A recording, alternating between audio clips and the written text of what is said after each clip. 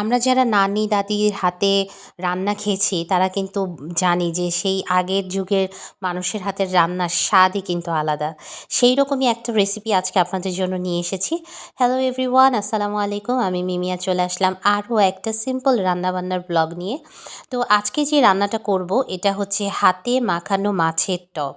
এটা খেতে যেমন সুস্বাদু তেমন মজা, মানে ঘ্রাণটাও অসাধারণ আসে। এটা আপনারা যে কোনো মাছ দিয়ে রান্না করতে পারবেন, ছোট মাছ দিয়ে।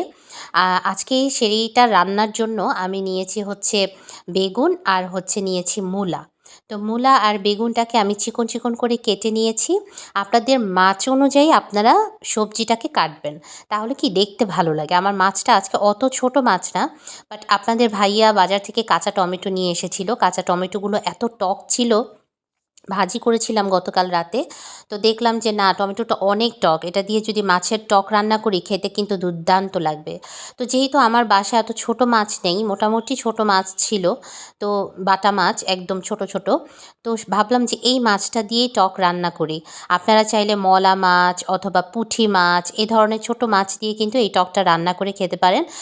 জাস্ট ট্রাস্ট মি, অসাধারণ টেস্ট আসবে, আপনার ঘরের সবাই ভীষণ পছন্দ করবে। তো ভালো করে বেগুন আর মূলাটা আমি ধুয়ে নিয়েছি, দেখতেই পাচ্ছেন আমি ছোট ছোট সাইজের, একদম ছোট ছোট সাইজের বাটা মাছ নিয়েছি। বাটা মাছটা নিয়ে ভালো করে ধুয়ে নিয়েছি কিন্তু অবশ্যই লবণ দিয়ে। তারপরে এক কড়াইতেই কিন্তু আমি একেবারে রান্নাটা বসিয়ে দিব, যেমন জলদি হবে তেমন খেতে টেস্টি হবে। খুব চটজলদি এই রান্নাটা আপনি করতে পারবেন আপনার পরিবারের সবার জন্য।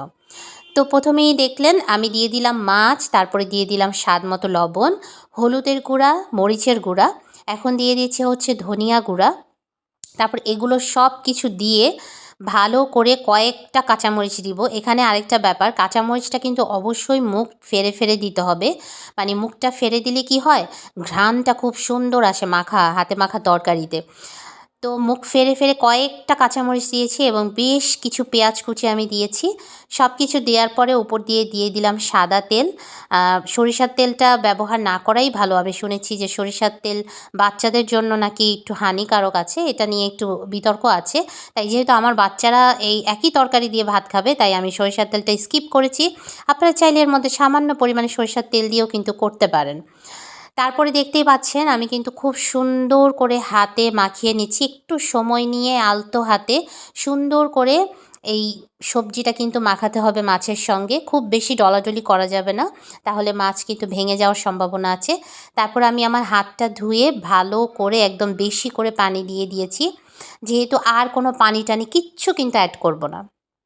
তারপর দেখতেই পেলেন আমি কিন্তু বলক আসা পর্যন্ত এটা হাই হিটে রান্না করেছি। যেই বলক চলে এসেছে এর মধ্যে আমি কিন্তু দিয়ে দিচ্ছি হচ্ছে সেই টক কাঁচা টমেটো।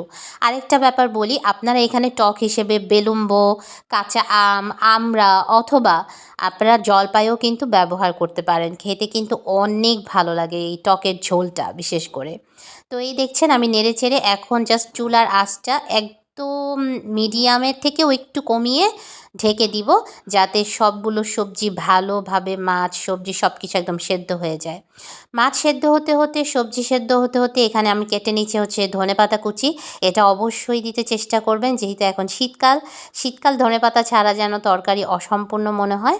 তো এই দেখুন তেল উপরে উঠে এসেছে, আমার তরকারি কিন্তু প্রায় শেষ। আমি একটু লবণটা টেস্ট করে দেখছিলাম, লবণ ঠিক আছে, আর লবণ অ্যাড করার আমার প্রয়োজন নেই। আমি এখন ধনেপাতা ছিটিয়ে দিয়ে বাস আর 2-3 মিনিট ওয়েট করব, তারপরে কিন্তু নামিয়ে ফেলবো। আমার তরকারি কিন্তু রান্না শেষ। যেমন ঝটপট রান্না তেমন কিন্তু খেতে অসাধারণ টেস্ট হয়। আধুনিক সব রান্নার ভিড়ে এই ধরনের গ্রাম বাংলার রান্নাগুলো কিন্তু হারিয়ে যাচ্ছে, তাই একবার হলেও টেস্ট করে দেখবেন। আর দেখতেই পাচ্ছেন কালারটা কত সুন্দর এসেছে রান্নার, তাই না? এই প্লেটটা আমি আপনাদের ভাইয়ার জন্য বেড়েছি, সে কিন্তু ভীষণ পছন্দ করে। আপনি একবার হলেও এই রান্নাটা ট্রাই করে দেখবেন, আশা করছি নিরাশ হবেন না, অনেক অনেক ভালো লাগবে। তো সবাই ভালো থাকবেন, আজকে এই পর্যন্তই। আসসালামু আলাইকুম ওয়া রাহমাতুল্লাহ।